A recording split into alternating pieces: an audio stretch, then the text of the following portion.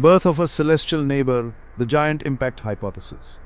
हमारा चांद, हमारा सेलेस्टियल कंपेनियन, हजारों सालों से इंसानों को मोहित करता आया है। यह हमारे मिथ्स, लेजेंड्स और साइंटिफिक क्यूरियोसिटी का एक सेंट्रल हिस्सा रहा है। इसकी जेंटल ग्लो ने हमारी रातों को रोशन किया है और अनगिनत कहानियों और लेजेंड्स को इंस्पायर किया है। चांद की प्रेजेंस ने पोएट्स, ड्रीमर्स और साइंटिस्ट्स को समान रूप से फैसिनेट किया है। लेकिन क्या आपने कभी सोचा है कि चांद आया कहाँ से है? ये सवाल सदियों से वैज्ञानिकों और दार्शनिकों को परप्लेक्स करता आया है। ये सेलेस्टियल ऑब्जेक्ट अंतरिक्ष में हमारा कांस्टेंट कंपेनियन कैसे बना? इसके ओरिजिन की कहानी उतनी ही फैसिनेटिंग है जितनी इसकी presence. The prevailing scientific theory जो चांद के बनने के बारे में एक्सप्लेन करती है वो है द जायंट इम्पैक्ट हाइपोथेसिस। यह हाइपोथेसिस हमें बताती है कि चांद का जन्म एक वायलेंट और ड्रामेटिक इवेंट के परिणाम स्वरूप हुआ था। इस हाइपोथेसिस के हिसाब से बिलियंस ऑफ इयर्स अगो हमारे अर्ली सोलर सिस्टम में चांद का जन्म हुआ था। उस समय हमारा सोलर सिस्टम एक कैओटिक और डायनामिक प्लेस था, जहां प्लैनेट्स और सेलेस्टियल बॉडीज लगातार फॉर्म और रिफॉर्म हो रहे थे। थिया नाम का एक मार्स साइज्ड ऑब्जेक्ट युवा पृथ्वी से एक कैटाक्लिज्मिक इवेंट में टकरा गया था। यह कलिजन इतनी मैसिव थी कि इसने पृथ्वी और थिया दोनों की आउटर लेयर्स को वेपराइज कर दिया। ये टक्कर इनक्रेडिबली पावरफुल थी, जिसने थिया और पृथ्वी दोनों की आउटर लेयर्स के एक सिग्निफिकेंट पोर्शन को वेपराइज कर दिया था। इस इंपैक्ट ने एक विशाल अमाउंट ऑफ डेब्री अंतरिक्ष में इजेक्ट कर दिया। ये डेब्री पिघली हुई चट्टान और वेपराइज्ड मटेरियल का मिश्रण पृथ्वी के चारों ओर ऑर्बिट में इजेक्ट हो गया। ये मटेरियल धीरे धीरे एक डिस्क में फैल गया, जो इवेंचुअली चांद के फॉर्मेशन का स्टार्टिंग पॉइंट बना।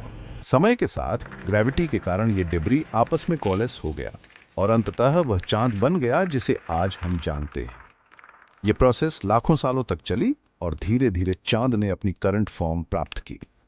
द जायंट इम्पैक्ट हाइपोथेसिस को कई साइंटिफिक एविडेंस का सपोर्ट प्राप्त है, जिसमें चांद की कंपोजिशन, उसका ऑर्बिट और अदर स्टार सिस्टम्स में हुए ऐसे ही इम्पैक्ट इवेंट्स का होना शामिल है। चांद की सरफेस पर पाए गए रॉक्स और मिनरल्स भी इस थ्योरी को सपोर्ट करते हैं। हालांकि अदर थ्योरीज भी एग्जिस्ट करती हैं, लेकिन द जायंट इम्पैक्ट हाइपोथेसिस ही चांद के फॉर्मेशन का मोस्ट वाइडली एक्सेप्टेड एक्सप्लेनेशन है। यह हाइपोथेसिस हमें न केवल चांद के ओरिजिन के बारे में बताती है, बल्कि हमारे सोलर सिस्टम के अर्ली डायनामिक्स के बारे में भी वैल्यूएबल इंसाइट्स प्रदान करती है। A celestial profile unveiling the moon's physical characteristics। पृथ्वी का एकमात्र प्राकृतिक उपग्रह चांद एक relatively small celestial body है। इसका डायमीटर लगभग 2159 माइल्स या 3474 किलोमीटर्स है, जो पृथ्वी के आकार का लगभग 1/4 है। अपने छोटे आकार के बावजूद चांद हमारे ग्रह के सिस्टम्स में एक सिग्निफिकेंट रोल निभाता है। चांद 238,855 माइल्स या 384,400 किलोमीटर्स की एवरेज डिस्टेंस पर पृथ्वी की ऑर्बिट करता है। हालांकि यह डिस्टेंस कांस्टेंट नहीं है। चांद का ऑर्बिट थोड़ा एलिप्टिकल है, जिसका अर्थ है कि पृथ्वी से इसकी डिस्टेंस इसके ऑर्बिट में स्लाइटली वेरी करती है। चांद की सरफेस एक डेसोलेट लैंडस्केप है, जो काउंटलेस इंपैक्ट क्रेटर्स, विशाल प्लेन्स ऑफ वॉल्केनिक बेसाल्ट और टावरिंग माउंटेन रेंजेस से अंकित है। ये फीचर्स एस्टेरॉइड्स, कॉमेट्स और मीटियोरॉइड्स द्वारा बिलियंस ऑफ ईयर्स तक बॉम्बार्डमेंट का परिणाम है। अपनी सरफेस के नीचे चांद की एक लेयर्ड स्ट्रक्चर है, मच लाइक अर्थ। इसमें एक क्रस्ट, एक मैंटल और एक कोर है। पृथ्वी की तुलना में चांद का कोर रिलेटिवली स्मॉल है और यह फुली अंडरस्टूड नहीं है कि यह सॉलिड है या partially molten. A world of extremes exploring the moon's unique properties। चांद का एनवायरनमेंट पृथ्वी से बहुत अलग है। ये एक ऐसा स्थान है जहां जीवन के लिए आवश्यक कई तत्वों की कमी है। यह एक्सट्रीम्स की दुनिया है, जहां बिल्कुल भी एटमॉस्फेयर नहीं है, और यह वातावरण की कमी ही है जो इसे इतना अनोखा बनाती है। दिन में स्कॉचिंग टेम्परेचर्स होते हैं जो डायरेक्ट सनलाइट के कारण होते हैं, और रातें फ्रिजिड होती हैं जब तापमान तेजी से गिरता है। ये एक्सट्रीम कंडीशंस चांद को रोबोटिक एक्सप्लोरेशन और पोटेंशियली फ्यूचर ह्यूमन हैबिटेशन दोनों के लिए एक चैलेंजिंग एनवायरनमेंट बनाते हैं। यहाँ पर काम करने के लिए विशेष प्रकार के उपकरणों और तकनीकों की आवश्यकता होती है। पृथ्वी के ग्रेविटी के लगभग 1/6 अपने वीक ग्रेविटी के कारण चांद एटमॉस्फेयर को होल्ड नहीं कर पाता है। यह लो ग्रेविटी एस्ट्रोनॉट्स के लिए एक यूनिक एक्सपीरियंस प्रदान करता है। एटमॉस्फेयर की इस कमी के कई कॉन्सिक्वेंसेस हैं। यह न केवल जीवन के लिए आवश्यक हवा की कमी का कारण बनता है, बल्कि अन्य कई समस्याओं को भी जन्म देता है। पहला, चांद पर सांस लेने के लिए हवा नहीं है। एस्ट्रोनॉट्स को अपने साथ ऑक्सीजन टैंक्स ले जाने पड़ते हैं। दूसरा, एटमॉस्फेयर की कमी का मतलब है कि सूर्य की हार्मफुल रेडिएशन या माइक्रोमीटेरॉइड्स के कांस्टेंट बम्बार्डमेंट से कोई प्रोटेक्शन नहीं है। यह चांद की सतह को बहुत ही हॉस्टाइल एनवायरनमेंट बनाता है।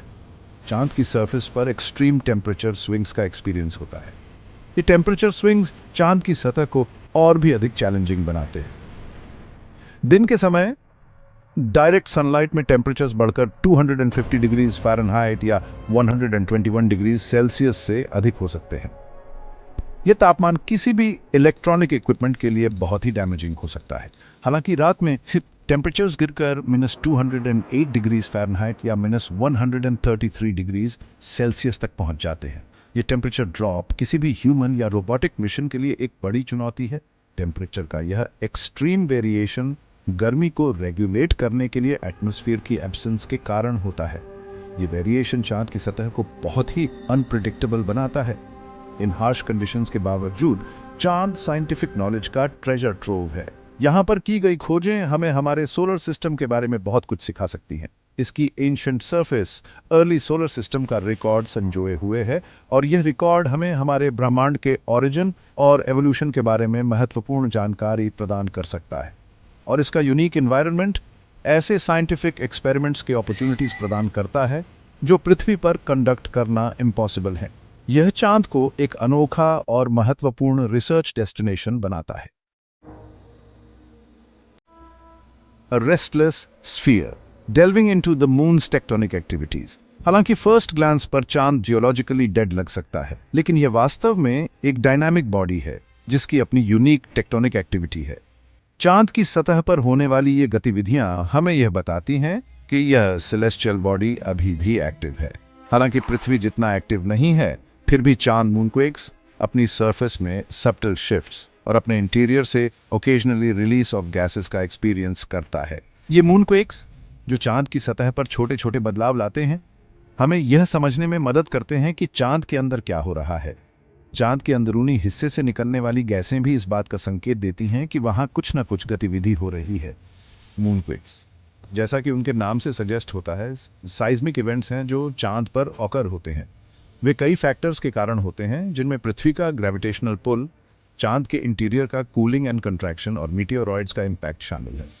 पृथ्वी का ग्रेविटेशनल पुल चांद पर एक महत्वपूर्ण भूमिका निभाता है। यह पुल चांद की सतह पर तनाव पैदा करता है, जिससे मूनक्वेक्स होते हैं। चांद के इंटीरियर का कूलिंग एंड कंट्रैक्शन भी एक अन्य कारण है। जब चांद का अंदरूनी हिस्सा ठंडा होता है तो यह सिकुड़ता है, जिससे सतह पर दरारें और क्वेक्स होते हैं।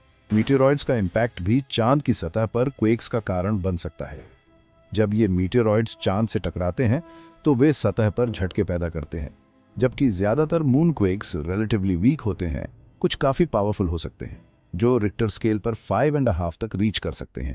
ये ज्यादा स्ट्रॉन्गर क्वेक्स लैंडस्लाइड्स का कारण बन सकते हैं और समय के साथ लूनर लैंडस्केप को ऑल्टर कर सकते हैं। चांद की टेक्टोनिक एक्टिविटी उसके कॉम्प्लेक्स जियोलॉजिकल हिस्ट्री का टेस्टमेंट है।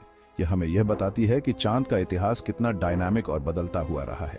चांद की सतह पर होने वाले ये बदलाव हमें यह समझने में मदद करते हैं कि यह सेलेस्टियल बॉडी अभी भी एक्टिव है और इसके अंदरूनी हिस्से में क्या हो रहा है। चांद की टेक्टोनिक एक्टिविटी उसके कॉम्प्लेक्स जियोलॉजिकल हिस्ट्री का टेस्टमेंट है। मूनक्वेक्स और अदर टेक्टोनिक इवेंट्स का स्टडी करके साइंटिस्ट्स चांद के इंटीरियर स्ट्रक्चर और बिलियंस ऑफ ईयर्स में हुए उसके इवोल्यूशन की डीपर अंडरस्टैंडिंग प्राप्त कर सकते हैं। यह अध्ययन हमें यह समझने में मदद करता है कि चांद का भविष्य कैसा हो सकता है, और यह हमारे सौर मंडल के अन्य सेलेस्टियल बॉडीज के बारे में भी महत्वपूर्ण जानकारी प्रदान करता है।